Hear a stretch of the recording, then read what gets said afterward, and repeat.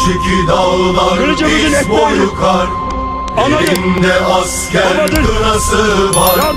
Hey gidi aslanlar, hey hey kükredi Sungurlar. Bugün de ölüyoruz.